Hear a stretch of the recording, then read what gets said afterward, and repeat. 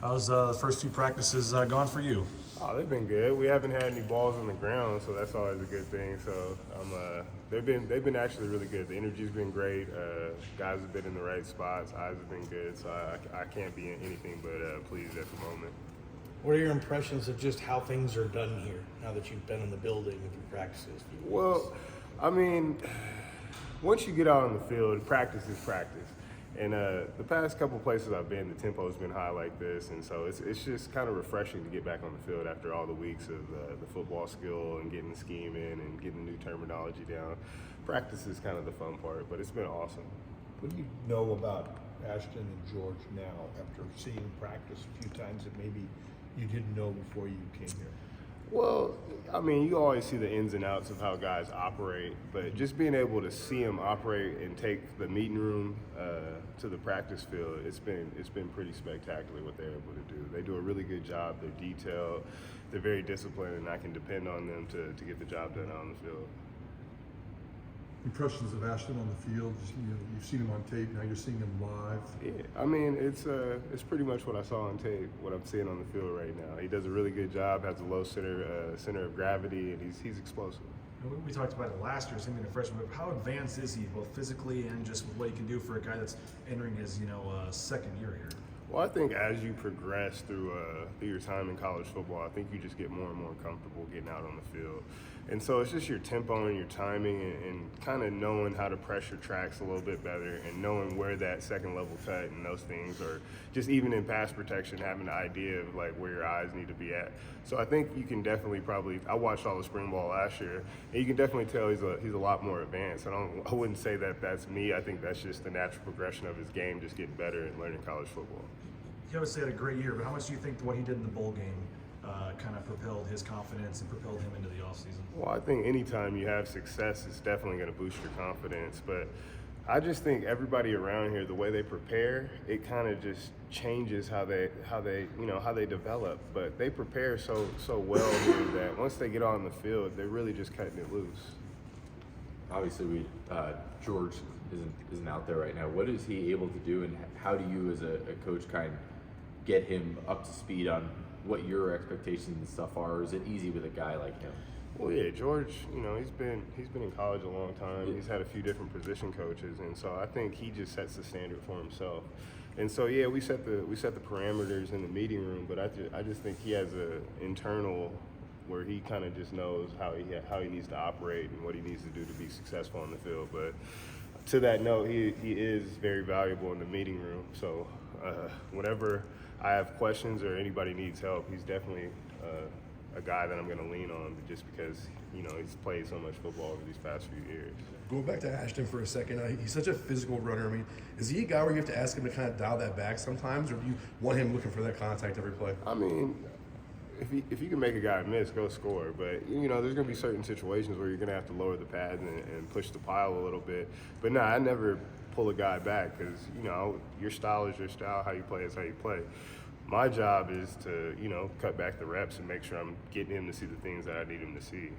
Have you or will you experiment with both George and Ashton in the backfield at the same time? I mean, that's kind of just how we're building our offense. We're going to have some sets where we potentially might have two backs in the backfield, and then it gets into schematics and play specific, how I want to move guys around and move the different pieces to kind of play to their skill sets. Do you like that vision of both of them in the backfield at the same time? I love it. Definitely. Why do you think football went away from split backs?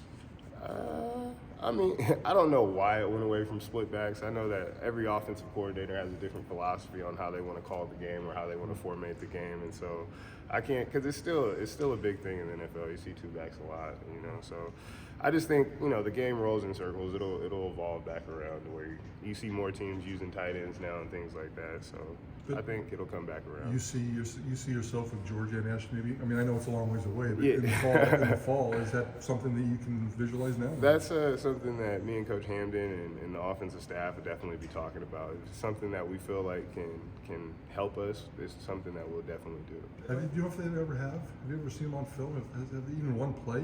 I I don't know if they've been on. I think they probably have a couple times, but I don't know if I.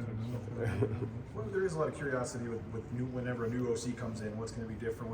How are the running backs, going to be used, and what is the running back role, I guess, in Bush's offense?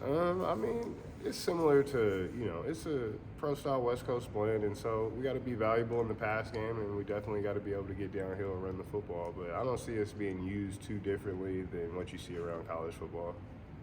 With George off right now, how beneficial is it for Ashton to get some first team reps at the beginning of spring camp? Nah, it's huge for him.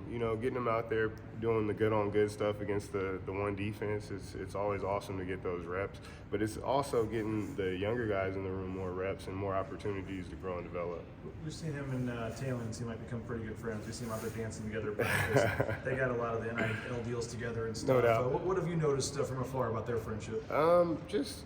They're two Texas guys. I know Ash is from Florida by way of Texas, but two Texas guys, they're back there. They both got to play as freshmen, and so I think they're just building a bond just in that way, getting out on the field together. Being at Fresno State last year, you got to see Boise State play twice. I don't know how much during a game you get a chance to watch the other team's running back, but if you got a chance to see George last year on the field, what did you take away from that experience? George, I saw him in crossover tape a lot last year, and George is just so fundamentally sound.